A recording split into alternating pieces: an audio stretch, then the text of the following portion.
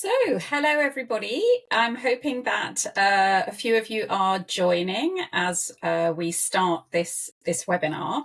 Welcome. And I'll just say a little bit about who I am before we launch into the other stuff. My name is Dominique Thompson, and I am a GP by background. I spent nearly 20 years looking after students in a university.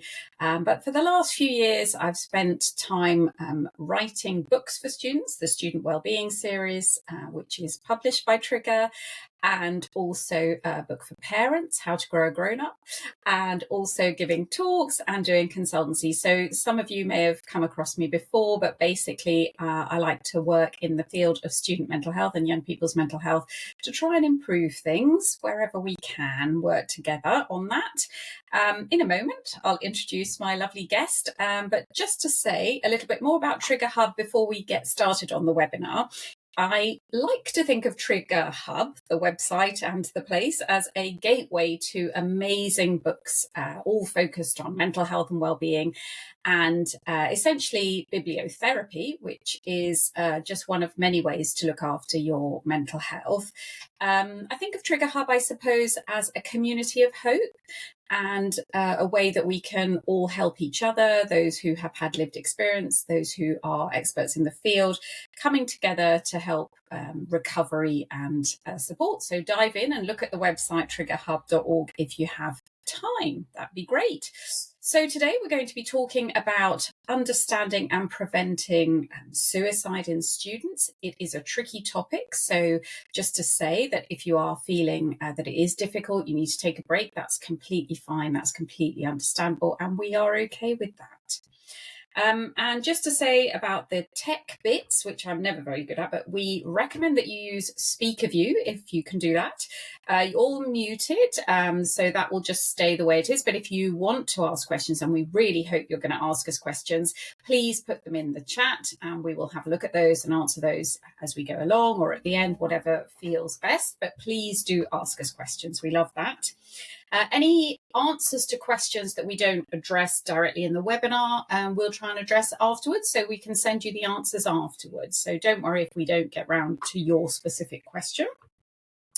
I'm a bit old school, so I like to say have a pen and paper to hand and jot down any top tips. I'm sure people will be taking the screenshots as well, but essentially it just means that if you hear about a good resource or anything like that, it's really useful just to sort of scribble that down. But if you have any tech problems, just pop it in the chat or let the Trigger Hub team know and they will help you out. They are lurking in the background. Okay, so moving on, going to talk about very difficult topic of student suicide today with my lovely guest, Joy. So hello, Joy. I'm going to say a little bit about you and then I'm going to introduce you and ask you to say a little bit about yourself. But Joy is the founder and CEO of Suicide Crisis UK. And I have a lovely leaflet from their charity here. So I'm sure you can look them up if you want to know a bit more. And Joy is also an author and has written this brilliant book, among others, Suicide Prevention Pocket Guidebook, which I would highly recommend having a look at if you work with people who struggle with suicidal thoughts or behaviours. It is really practical and very accessible and easy to read. Joy's published other books as well in the field, such as Suicide Prevention Techniques, How a Suicide Crisis Service Saves Lives. But essentially, I would say that you're someone that speaks up, perhaps for others as well as for yourself, on this really challenging topic. And you speak for many people. I know you've been in many of the national press and so on. So hello, Joy. I'm going to say a little bit about you and then I'm going to introduce you and ask you to say a little bit about yourself. But Joy is the founder and CEO of Suicide Crisis UK. And I have a lovely leaflet from their charity here. So I'm sure you can look them up if you want to know a bit more. And Joy is also an author and has written this brilliant book, among others, Suicide Prevention Pocket Guidebook, which I would highly recommend having a look at if you work with people who struggle with suicidal thoughts or behaviours. It is really practical and very accessible and easy to read. Joy's published other books as well in the field, such as Suicide Prevention Techniques, How a Suicide Crisis Service Saves Lives. But essentially, I would say that you're someone that speaks up, perhaps for others as well as for yourself, on this really challenging topic. And you speak for many people. I know you've been in many of the national press and so on. And sometimes you discuss the topics that are tricky, like the shortcomings of the mental health services, and you kind of raise those issues, and a bit of an activist and campaigner as well. Does that seem fair? Would you like to say a bit yourself about what you do and how you do it? Yes, and thank you so much for that introduction, Dom. I guess what I'm most known for is the fact that I run a suicide crisis centre. It's an award-winning suicide crisis centre that's gained international recognition for the way that we're working differently with people in crisis. We've worked with the Ministry of Health in New Zealand when they were working on their new suicide prevention strategy, and they had contact with us so that we could provide some input into that, and they subsequently wrote to commend our work. So we work quite a lot at national level and wherever we can internationally, but I guess I'm most known for the Suicide Crisis Centre, and of course that started from my own lived experience 11 years ago. That was the impetus to setting up something that was different, because I'd had a first experience of being under psychiatric services, including psychiatric crisis services, and I felt that for some people there was a need for a very different approach. Yeah. And are you able to say a bit more about, what the work of the charity entails, or, your involvement with it now? Obviously, you've taken quite an interesting path through life, and sort of how you've got to this point. I'd be really interested, and I'm sure other people would be, to hear, because setting up a charity is a big thing. It is, and it was described as a very ambitious project. 11 years ago, I had a family bereavement, followed 10 days later by a traumatic experience, and it was the proximity of those two events, along with other factors, that made me vulnerable, because of course it's nearly always a complex interplay of different factors that make someone vulnerable to a suicidal crisis. But that was my first experience of having a suicidal crisis, which led me to the point of wanting to take my own life. And that meant that I came into contact with the crisis team and crisis services. And although they work incredibly well for many people, their approach and methods didn't work for me. And that was an important learning experience, because it started to make me think, how could things be done differently? What could be set up that was different? And as you say, it was considered a massively ambitious task, because I was a psychiatric patient. And so my role now is that I run the charity, I run the Suicide Crisis Centre.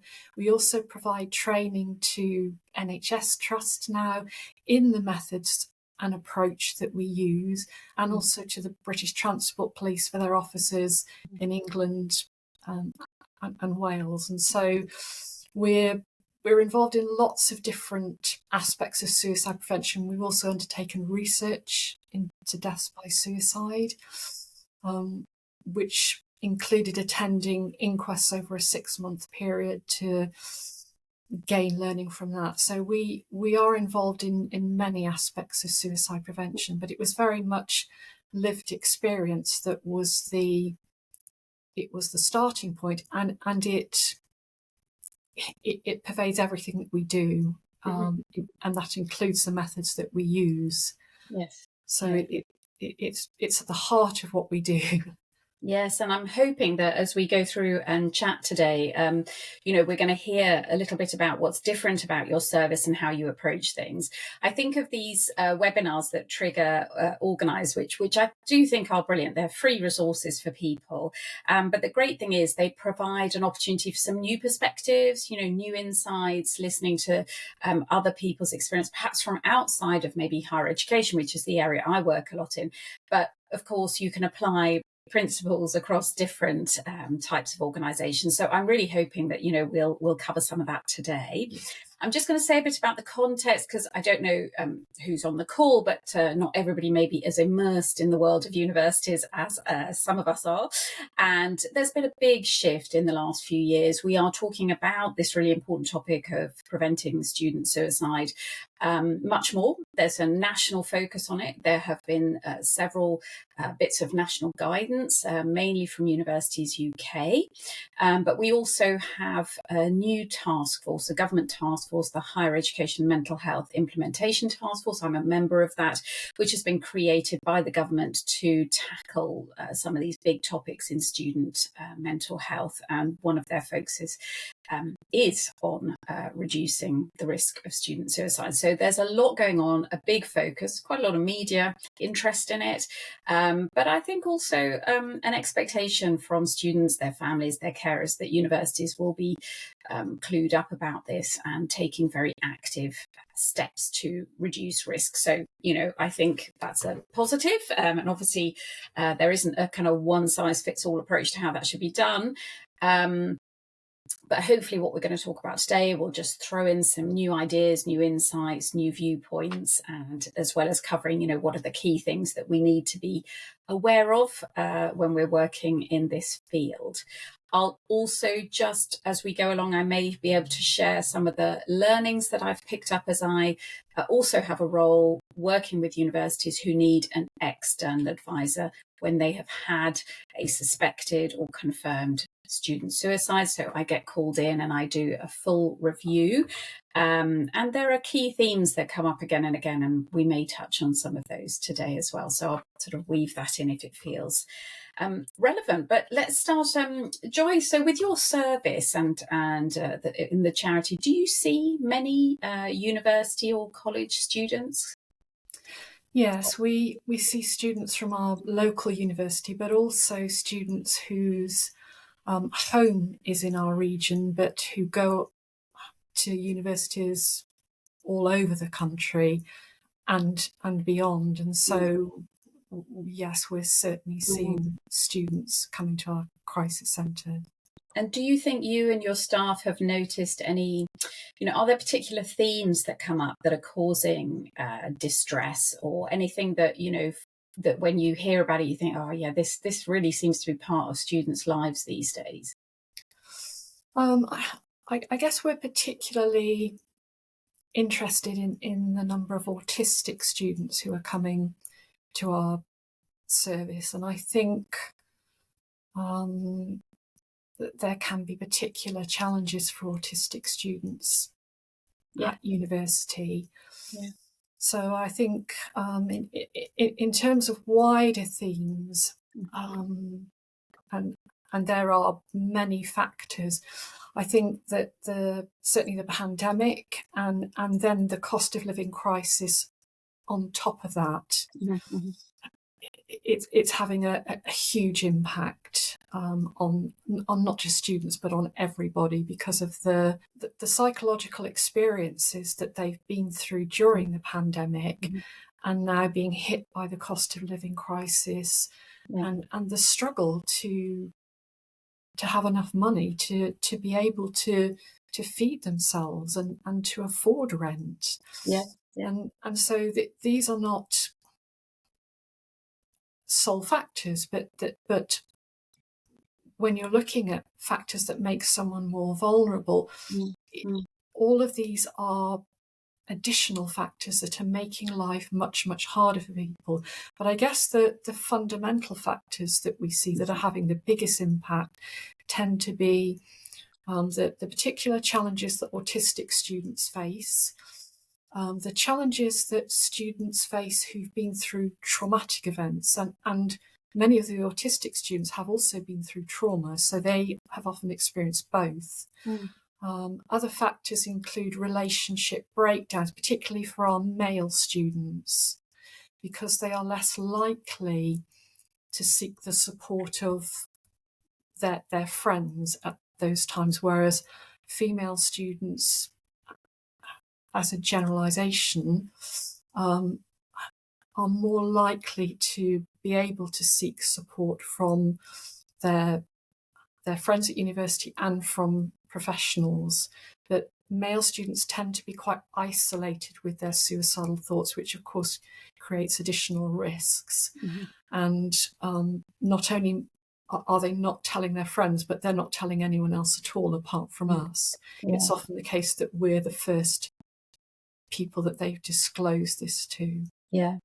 I mean, everything you're saying there really reflects what I think those of us working in the sector are seeing. But it's also been in the news just today, hasn't it, about how many universities now have food banks and are having to support students who are, in food poverty. So the money side of things is an even bigger issue than it's ever been for students. We are very aware that our male students are much less likely to ask for help. So we have to really think about how we connect with them, because we may be in universities have always expected students to kind of come to us. Here we are, these are the services. And of course, they may not be coming through that door, and just expecting them to do that at some point may be the wrong way to go about it. We may need to think about different ways to support our male students.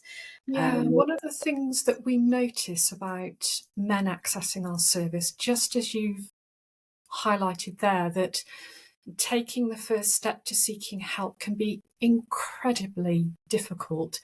And so walking into a place, walking into a drop-in crisis centre is something that they completely ruled out. Often picking up the phone to make that first contact was too hard. Sometimes we'll get a male client who phones us and he'll explain that he spent all day trying to do that. It's taken him the whole day to finally be able to do it. So what we noticed right from the beginning of providing a suicide crisis service was that some men made a first contact by a short text message or a short email. And it wasn't that they were seeking text support or email support. It was that was the way that they felt comfortable to make the first contact. It allowed them to almost make a tentative contact or an exploratory contact. They could send a 3-line email and see what kind of response they got back from us and see how they felt about it. And it wasn't pressurized. And it also allowed them to continue to text or email us. And in that time, we can start to build up a trust and a connection with them, because that's the really important thing that we're trying to do. We're trying to build a connection, to hold them, and ultimately to hold them in life. Yes. And so it's often that they may not feel able to make the contact in the way that most services require them to. It's almost as though they need to be able to make a very tentative or exploratory first contact in perhaps a different way from the more traditional ways.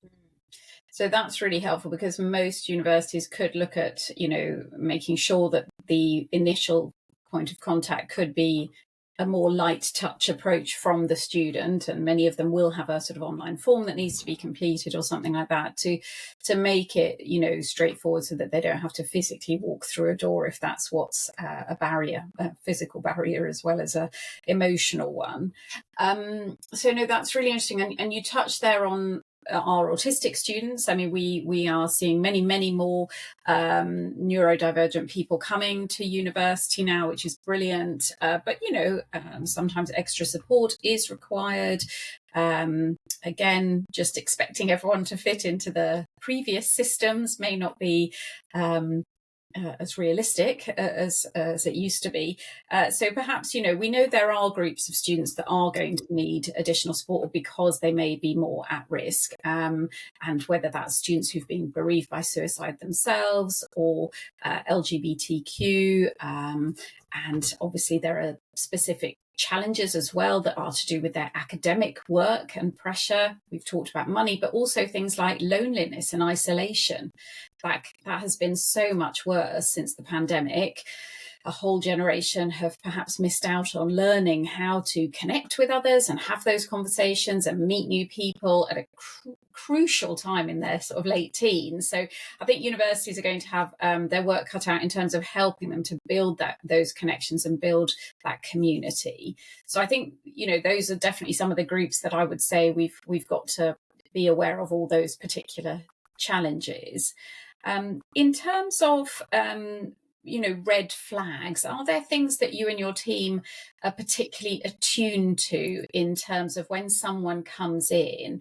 What's going to kind of ring an alarm bell for your team, the behaviours or the things that people say? What should we be looking out for and sensitive to in your experience? I guess initially I would say when someone comes in, we're trying to gain as much information as we can. And that includes as much history as we can gain from them and their current circumstances. And so in terms of red flags, it can be very individual, but of course, if someone already has a plan to end their life, where they've already thought about method and they've already thought about a time frame, then clearly this is an emergency situation. In terms of warning signs, that for the benefit of everybody who's here today, the kind of things that are warning signs are often changes in someone's behaviour, and that's where the relationship and the connection that you have with the student already is really important and helpful. The more you've got to know a student, the more you've built a trusting relationship with them, the more likely you are to be attuned to changes in their behaviour, whether that's what they're saying or how they're behaving. So we may start to hear a change in the kind of things that they're saying. This is what you might find if you're working with students, where they might start to talk about a loss of hope, or they might start to talk more negatively about themselves, because if they're experiencing depression, then it profoundly changes your thinking, and they may start to feel that they have no worth. Again, it's depression impacting on how they see themselves. They might start to say that it's better for other people if they're not here. Again, all these things are completely untrue, but it's how depression influences how we perceive ourselves in the world.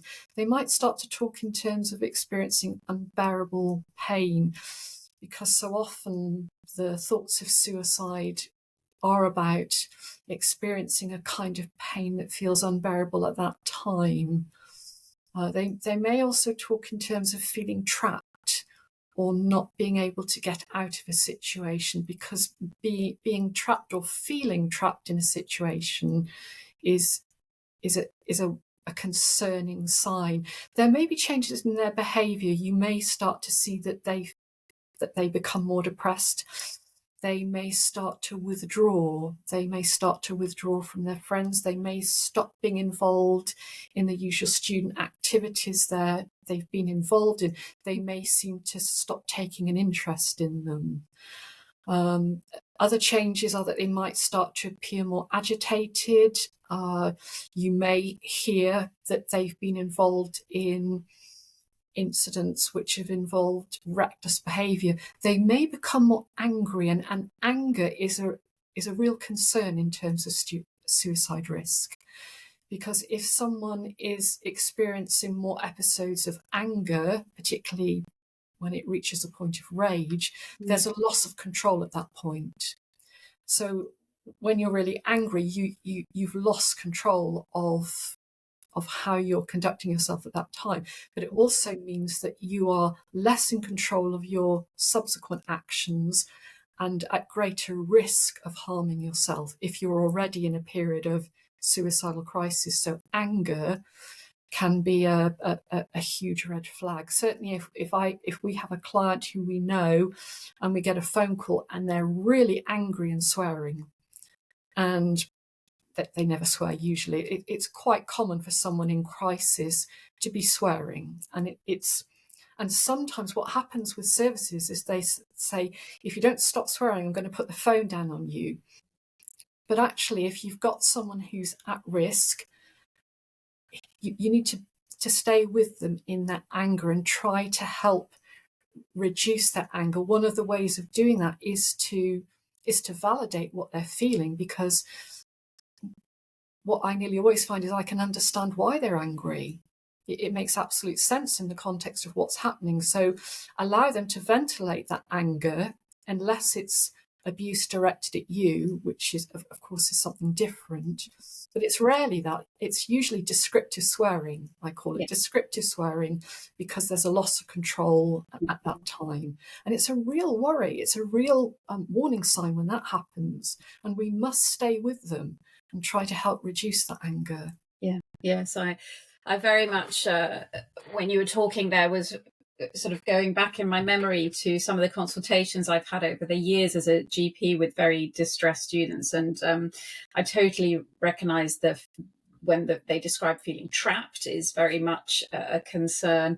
And as you say, the anger, that you do see that with students sometimes, but even then it's so rarely directed at the person in front of them. It'll be at themselves, if anyone, and they may even sort of be sort of trying to harm themselves in the room because they're so upset with themselves. So I think you describe really, really clearly the sorts of things that we should be alert to, whether that's the changes in behavior, erratic behavior, mood, the stopping doing anything that they used to do or used to enjoy, and planning things. I remember a student who came in and said, well, she'd given away her pet rat, and that was a very sort of clear message to me that we were at a crisis point. So I think that's very, very helpful and clear. Would you be able to say a bit about how your team and yourself, you approach these situations, these crisis situations, and perhaps a little bit then about what's different about your service and your charity, perhaps because we're all working in very different environments, but it is always so good to hear what other people are doing in other places, because we can always get little top tips and nuggets and things we think, I didn't think about it like that. So I'd just love to hear about your service and perhaps what's unique or different about it. I guess one of the aspects that's different from crisis services or psychiatric crisis services is that we feel we're more tenacious in the way that we support people. Psychiatric crisis services often take the view that if someone has the mental capacity to end their life, then they can make that choice. And so in our experience, what we found is that almost everyone at the point of suicide is thinking in a way that's profoundly different from usual. And I include myself. When I was experiencing a suicidal crisis, I was thinking in a way that was profoundly different. Despite that, many people are assessed as having the mental capacity to be able to make that decision. So we take a different view that at that point, either high levels of distress, high levels of emotional distress are impacting on their thinking, or mental illness. And that includes depression. It's important to understand that that can also include post-traumatic symptoms. And I think that isn't always understood as much, how that can impact on someone's thinking and decision making. For example, if you've experienced something traumatic, what can happen is that the post-traumatic symptoms, flashbacks, mean that you feel like you're constantly reliving it. And you may start to feel, as I did 11 years ago, that you just can't escape from it and that you're never going to escape from it. It's important to emphasize that there's absolute hope, and it will not always be like that. But at the time, and this is something that our research bore out as well, this sense of trying to escape it and feeling you can't escape it. And so those are clearly influencing your decision at that point, but are often not recognised when you're being assessed by medical clinicians or psychiatric clinicians. And so from everything that we've seen in the past 10 years, I always feel that someone's thinking is being influenced. This is not how they would usually think. Therefore, we need to do everything that we can to protect their life. And that means being really tenacious and proactive about keeping in contact with our clients. We have a combination of suicide crisis centre, home visits and emergency phone lines. And the combination of those wraps a safety net around our clients. It means that if someone's at imminent risk, they call us. We can go out to them, and there are times where we're with them in half an hour, one person driving, the other person on the phone to them to hold them until we get to them. And so I guess one of the reasons why our clients are surviving is that there are more ways that we can reach them and reach them quickly. In terms of the relationship with clients, that's a central reason why our clients survive. It's the quality of the relationship, and that applies in all settings. That if the quality of the relationship is good, if there's a strong trust and a strong connection, that can hold the person even when you're not with them. So we see most of our clients for an hour a day. So that's 23 hours a day that we're not with them. But if they have a connection and a feeling of being cared about and supported, that can hold them in the 23 hours you're not with them. One of our clients posted something which I thought was a really helpful phrase. He wrote on social media, first of all, that he carries us in his pocket, the sense that we're with him even though we're not, which I think kind of highlights what I was trying to explain. And then subsequently, as he was about to leave our service, he said, you remain in my pocket for life. And I think that was a combination of what he's learned from being under our service that is going to help him in the coming months and years, but also a knowledge that he can come back at any time in the future, in future years. If he needs to, he can come back. So it's the tenacious, proactive approach. It's the relationship, but there are many other factors, and I think that's what we had to do after about 3 years when we found that all our clients were surviving. We kind of had to look at, why is that happening? What are we doing differently? And I had to write a whole book to explain that, because it's always a combination of many different factors. But if I highlighted one that is something that could be replicated in all services, it is that sense of caring. And it's important that they know that you care about them, you care about their survival. And when I was under psychiatric crisis services, I felt that sometimes there was a fear that if clinicians openly cared for psychiatric patients, that might be misunderstood as a friendship. In our experience, that isn't what happens, because there are so many clear boundaries that make it very evident that this is a professional relationship where we absolutely care. So the quality of that, building that strong connection, because when someone is approaching the point of suicide, they often consciously or unconsciously disconnect from the people around them, because of course it would be incredibly hard to take your life if you felt emotionally connected to the people around you. So 11 years ago, I was in a very disconnected place, disconnected from everyone around me. And I encountered in psychiatric services a kind of clinical distance. And that clinical distance meant that it simply left me in that same detached place. So there was this gulf between us, me in this disconnected place, and a clinical distance which couldn't reach me. So we do the opposite. We use an approach of kindness, caring, really trying very hard to connect with that person. We know that kindness can break through the barriers that someone's put up around themselves. It is very hard not to respond to kindness. It's incredibly disarming. I mean, I think what you're saying is absolutely spot on.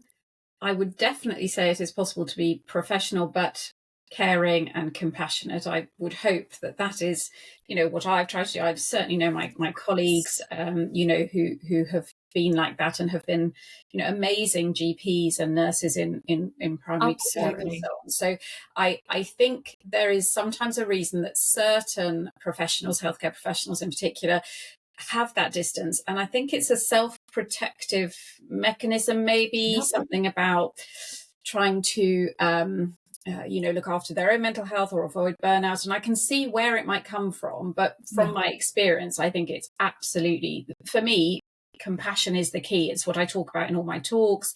It's the thing that is sometimes missing in the reviews that I've done, not because people are not, fundamentally good people. Of course, they're trying to help. But I think because of burnout, because of work overload, because they're trying to protect themselves, because they're juggling so many things, I see that sometimes compassion is missing. So one of the things that I've really liked as a phrase, I didn't come up with it, is that you make every contact count.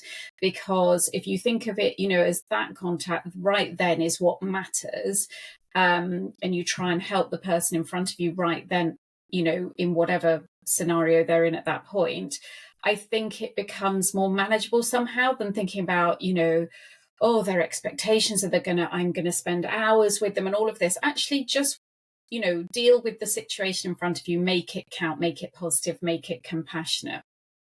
One of the things, just to say, where it can go less than well, and is a bit of a theme in some of the reviews that I've done, unfortunately. And again, I see where it comes from, but it's this phrase that they know where we are if they need us. And I would say that is fine for the vast majority of students who are wandering about campus or off to lectures. And yes, if there's a problem, they know that there is a service out there. Hopefully, I mean, they may not know, but, the services are there. They're usually well advertised these days, help is available.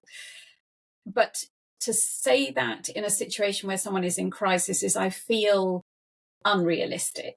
Because the whole point is they are not behaving normally, they're not thinking normally, and they're not looking after themselves in a way that they would normally.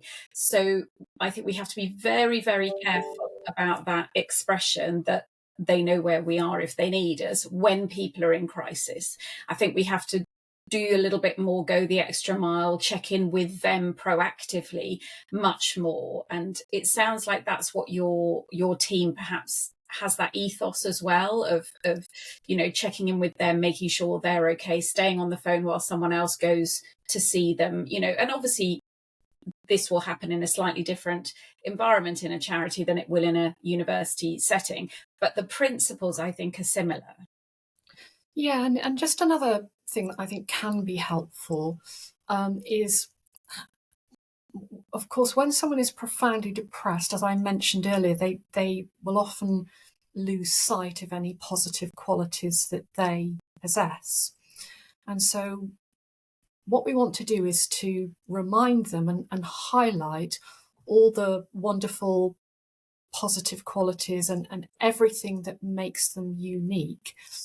And of course, when we tell them, when we remind them of everything that makes them so unique, their positive qualities, it's important to give evidence of that, because their immediate response may be, of course, they're going to say that they're just being kind. So we try and give evidence. And just to give an example of that, where we had a man who been through trauma and he was struggling with episodes of anger and indeed at times almost uncontrollable rage. And a defining moment came when his daughter said, "Daddy, you scare me," which was such a painful thing to hear. And at that point, he withdrew from everyone and said, "I'm a negative force. I'm dangerous. I'm unsafe to be around people." So and he lived in a very disconnected and isolated way. And we were the only people he kept in contact with. And at one point, it was only me. And I remember at one point I was on the phone to him and he said, "Oh, I've got to go. It's one of my neighbours." And he explained afterwards that it was an older neighbour who was vulnerable, who couldn't get into a home and had come to him. And I said to him, that's so revealing. At a point where she was at her most vulnerable, probably, she came to you because she recognised that you were a safe and trustworthy person who was going to help her. And it showed him that he was the opposite of how he was perceiving himself. He was perceiving himself as this dangerous, risky person who wasn't safe to be around people, and people almost needed to be protected from him. And yet here was a wonderful example of a vulnerable woman. Mm. Out of everybody on that estate, she went to him.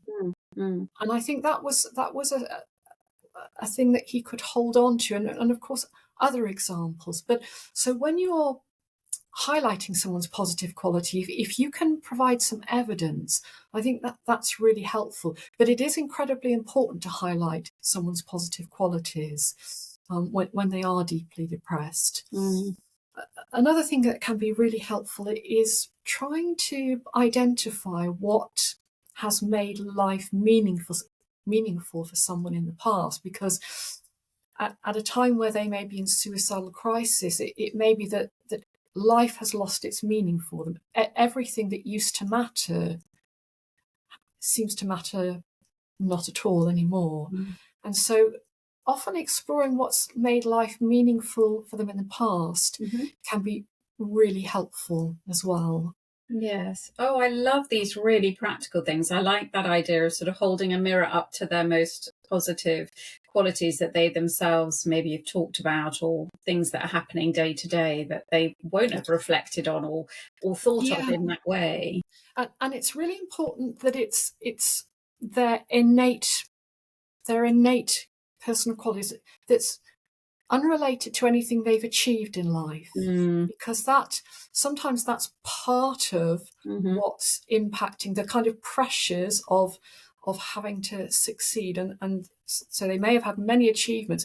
To move away from that and think, what's special about you, the fact that we can see from how you interact with us that you're a really caring person who thinks about other people, who puts other people first, because that's come across in the kind of interactions. Just for example, if I'm in a room with someone and I say, I may need to take an emergency call, and immediately, yes, absolutely, please. And they're really concerned about other people, really concerned about the survival of other people. And so we see the most wonderful personal qualities every day. And we have done for 10 years. And that's what makes this work. Sometimes people have said to me, "Is your work depressing?" It's the opposite. And that's because we see such wonderful, laudable qualities in the individuals that we support. And I think that just to capture that for students is so important, because so much of their value has been what they've achieved and what they've done, and grades and numbers. And we're always doing this whole thing about, oh, you're more than your grades and so on. But actually they spend their whole time up till they get to uni, and even at uni, justifying themselves in terms of personal statements, GCSEs, A levels, IB, all of this pressure to achieve and be the best at everything. And then, of course, if that's not going well for any reason, and it may not be the academic stuff itself, but other things getting in the way of them doing well, they feel their value go down. And it's so important to remember that, it's about those intrinsic positive qualities. I love that. I think that's, just a really, really helpful way to think about it. Now, I'm going to just remind people to pop some questions in the chat, and we're going to have a look at those. Yep. Going to have a look at those in a second. That's brilliant.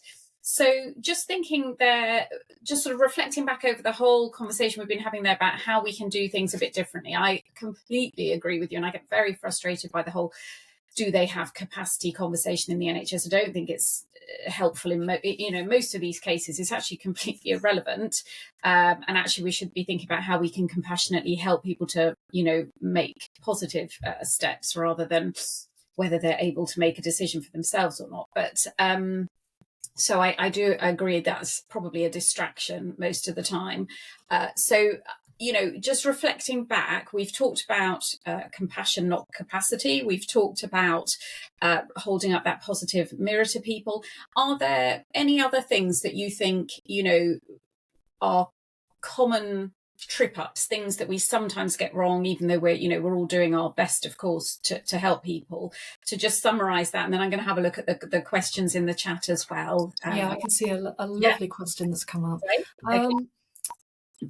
I think one of the things, and it doesn't apply to only university staff, it applies very widely, is that when someone is frequently experiencing crises, suicidal crises, and how that sometimes leads to, first of all, it's how that can be interpreted, and secondly, it's that services and professionals sometimes start to feel that on any occasion when someone's coming to them, that they're less at risk because they've had multiple crises that they've survived. So thinking about first of all, why that's happening when someone is experiencing multiple crises, you'll see them in crisis, and then you might see them a few weeks later. They appear to come out of the crisis somewhat, and then they appear to go into another one. Very often there is trauma at the root of that. And I say that not just from clients under our care, but also from our research, from attending inquests. It is so often the case that the person has never had the opportunity to have the kind of trauma-focused therapies, and it may need more than one, to help them to start to process the trauma. Because if you've never had that opportunity, then you are constantly being impacted by it, and that's often at the root of drug and alcohol issues as well. But certainly where we were looking at our inquest that we were attending, and these were young people, people in their 20s, that so often the parents and family, because they spoke to us afterwards frequently, said, I really feel that the trauma in adulthood or childhood was never addressed, and they never really had help for that. They never had the kind of psychological therapy that you can get from psychologists in the NHS, and they're a brilliant psychologist. It's just that it can be so hard to access. But that's often at the root of why these crises are happening repeatedly. And I think to try and understand their risk at that point, because they're frequently asking for help, people start to think, oh, they're asking for help, so they're less at risk, and we should be worried about the people who aren't asking for help, but we also need to be worried about the people who are frequently accessing help, because research shows that they are also at very significant risk of ending their lives ultimately, and that's borne out in a lot of research.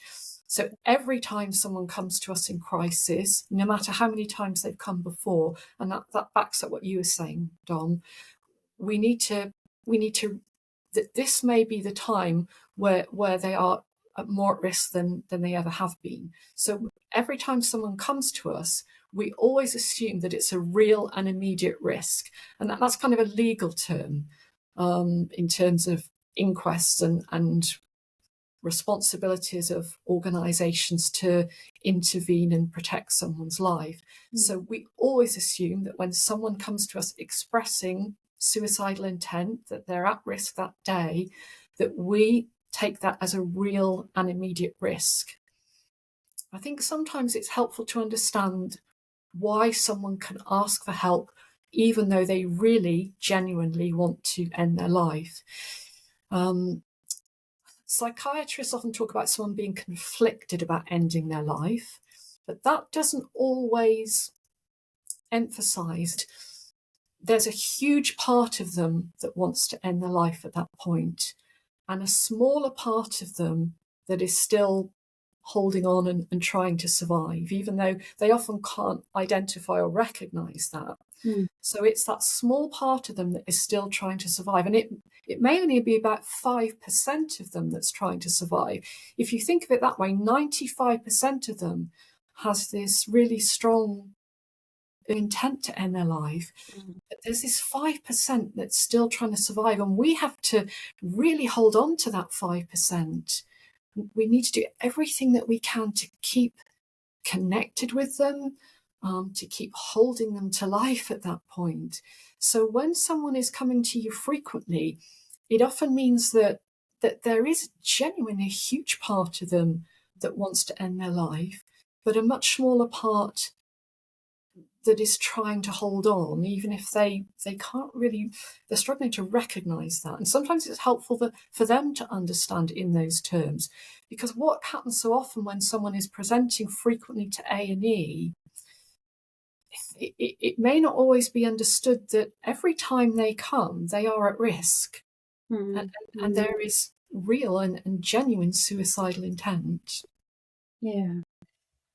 I think that just ties in really well with my my thinking around that, which is when people come to you and present to you with whether it's self-harm or suicidal thinking behaviors, always try and understand why, what's going on underneath, dig down under the behavior or the self-harm and so on. I absolutely agree with that. We have got a couple of questions, so let's address those. And then what we'll do at the end after any questions is, I think if we just share, like if you're happy to share any of your favorite resources or places you refer people to as well, and we'll just think about any sort of closing messages at that point. Okay, so we have a question which is, do you think that people who have the personal qualities that make them particularly caring, as we were talking about, are they more prone to suicide than other people? That's a lovely question, and I think there are various aspects to that. And it's a very perceptive question as well, because I think that's something that we've seen over 10 years, that our clients are almost without exception incredibly caring, kind individuals. And it may be something around that sensitivity towards other people and that strong empathy. But I think there sometimes can be another aspect to that, that people who care about everyone else may struggle to care for themselves. And so I think that there are perhaps various aspects of that, but I think that's a very perceptive question, in that there are qualities within people who are caring that might make them more vulnerable. I think there's another example I'd like to give, because I think it's perhaps quite important for university staff to be aware of this. It is often the people who are perceived as the strong one who looks after everyone else and who cares for everyone else, and within their family is the person that everyone turns to. Often the people who are perceived as being very self-reliant. I know when I experienced a suicidal crisis 11 years ago, how my friends responded immediately was, "But you're a strong person. but you're always smiling.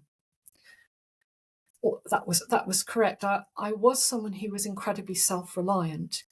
And so the individuals who are very self-reliant and look after everyone else often, so for example, when they go through difficult times, their instinct is to look after everyone else at that point who's affected and suppress what they're feeling and carry on.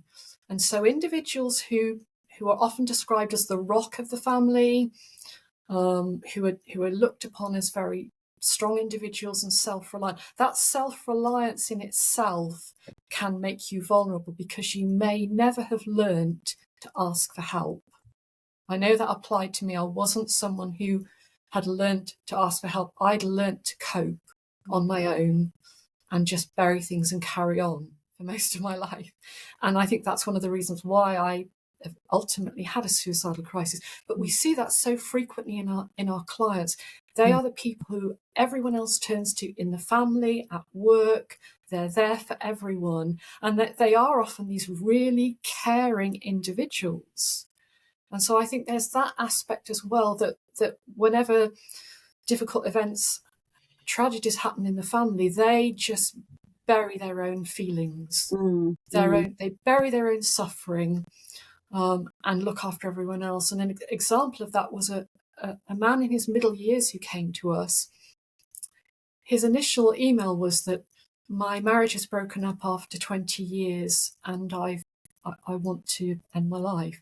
And it was so much more complicated because he was the kind of person I described that whenever he went through traumatic experiences through his life, he just buried them all. And then one day his wife leaving him had kind of opened up, he described it as opening up all the boxes inside me. So he'd kind of compartmentalized everything, closed everything off in boxes, and suddenly this shattering event had opened up all those boxes. So he started to relive the kind of feelings and distress of all previous losses. Yeah. And so I think it's important that in students who appear to be coping incredibly well, and it is very often the people we hear about that are incredibly popular have seemed to be coping incredibly well, doing very well at university, they may be much less likely to ask for help because that's not been part of their way of coping with events, that they haven't learnt to ask for help.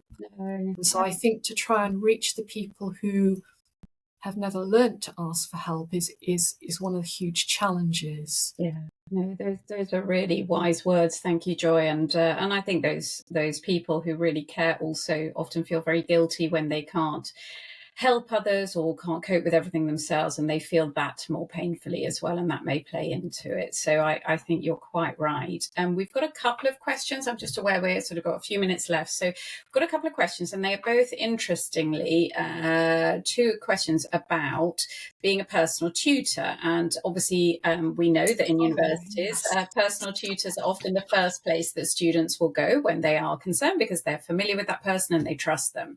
So I think perhaps if we can, I know we've only got 5 or 6 minutes left, if just in a couple of minutes we could say a little bit about the way to introduce the topic. You know, if we were going to ask somebody how they're doing, what are the best ways to have and approach those conversations about if they're in distress.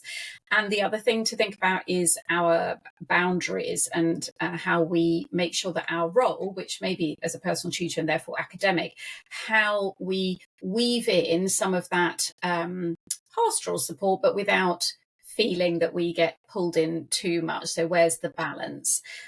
So let's just see if have you got any top tips about how to approach the conversations if they're in distress, if students are in distress. Oh, I'm just going back to that one on the personal tutor. The reason why I'm really interested in that, because I know personal tutors have such a wonderful and important role. When I was a postgraduate student, my personal tutor was wonderful because I became physically ill, and the support, just feeling supported by him, made a massive difference. So I'm very aware of the wonderful impact. I'm really keen to answer that one. So couldn't cut myself off from someone who needed my help, but we are being told that we can only be the personal tutor. We need to refer students on to student services. Any thoughts on how to deal with this, please? As I say, from my own personal experience, I think your role is incredibly important, particularly if you've built this connection and this relationship. So I think your continuing support is incredibly important. And I think you should be really the one working with student services on this directly and almost advising them and being a consultant in this, because you're the person who has clearly built this really important connection and relationship. And so I think that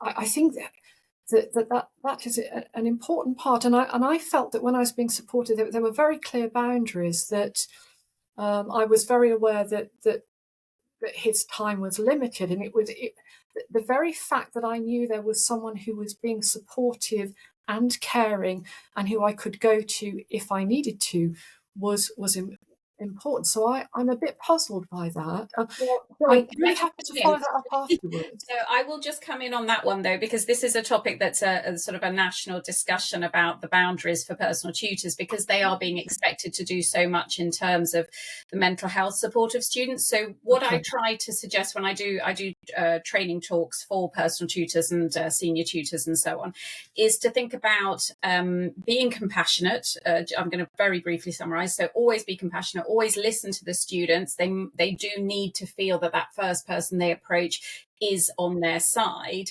but then it's good to refer to the correct services, but not in the sense of, well, thanks for telling me, but off you go. It's more about, okay, this is really important, I'm here to support you forwards, but it is important that you get the support you need in terms of well-being and mental health from the correct services. And then why don't we meet occasionally to check in and see how you're doing? But again, you're not providing a sort of counselling and ongoing service. And I think those boundaries are so important for personal tutors not to feel that they're carrying all of that weight. I mean, obviously there's much more that we can talk about in terms of what the conversations are, like how to bring up. I think it's fine to say to somebody, just pop them aside, discreetly, say, look, I've noticed you were a bit quiet this week, or I noticed that you don't seem quite yourself, or your behaviour is a bit different from usual. I'm a bit worried about you. Not to make them feel guilty, because that's really important, to frame it in a way that you're genuinely asking about how they are.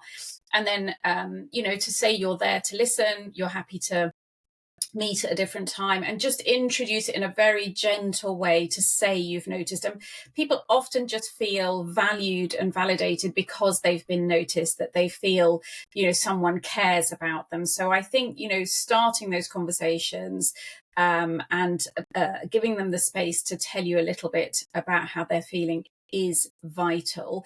It may be that you then refer them on to the correct services in terms of professional support, but it's really important that you don't take it all on and that carry that weight.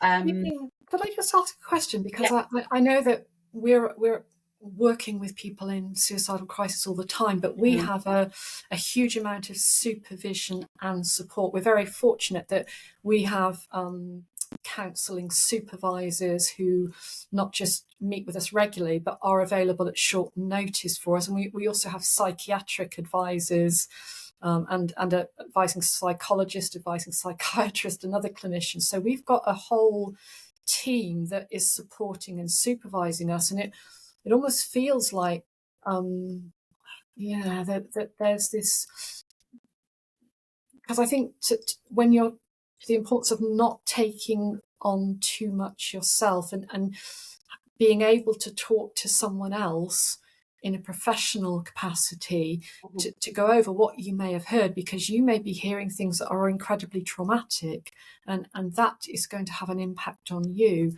And so I think for the personal tutors, there needs to be someone senior, almost in a pastoral role, or I guess that's the kind of thing I'm thinking, that is there, that allows you the time and space to express what you've heard and how that's impacted on you, and often to get advice, because that's one of the things about supervision. We get supervision is a learning space, so that we're not just supported in what we've heard from the client, we're also being given information and advice as to the best way of dealing with complex situations. So it feels to me that for personal tutors, that it may be that there's a need for someone in a senior position that they can go to ensure that they're not absorbing too much themselves, and that they're not being affected too much themselves. Yeah, I mean, I would agree with that. I think the personal tutors often have the option of going to a senior tutor, but they also, many universities provide direct advice line or phone number or email from the wellbeing team. So they can email and say, look, I'm concerned about this student. What do I do? Even if they don't share the kind of personal details of the student. So the good thing is there is support out there, but I think what a lot of them are saying is they're just getting so many distressed students coming to them, like, where do they draw those boundaries? I'm aware of time. It's been hugely informative and interesting. Do you want to just sum up maybe what your closing message might be, Joy? What would you sort of like people to take home with them or hold in their minds as they go off back into their busy lives? I guess to say that kindness can be life-saving, and that your caring will help more than you will ever know. And I guess another message that we often put out there is that we need to be tenacious in helping people survive, and that we need to be really proactive in trying to reach people who may never feel able to reach out to us. Brilliant. No, I absolutely agree. For me, it's about making every contact count and being compassionate. Just a reminder, thank you so much, Joy, for joining me and talking about all this difficult stuff, but really, really informative. Thank you. Reminding people that there is the triggerhub.org website with all the books, Joy's books, my student wellbeing series, and that there are really great resources and books on that website and in the app, the Biblio app. Just to add, the person who messaged about their young person heading off to uni, if you do want to message me separately, I'm very happy to talk about that. That's literally my job now, is preparing students and helping them when they head off to uni and so on. So I'm very happy to have an email about that, so you're not struggling on your own. So thank you to everybody. I'm going to say goodbye to everyone, and thanks again to Joy. Thanks all for joining us. Okay, bye-bye. Thank you. And if anyone wants to contact me, I'm contactable through the Suicide Crisis website at suicidecrisis.org.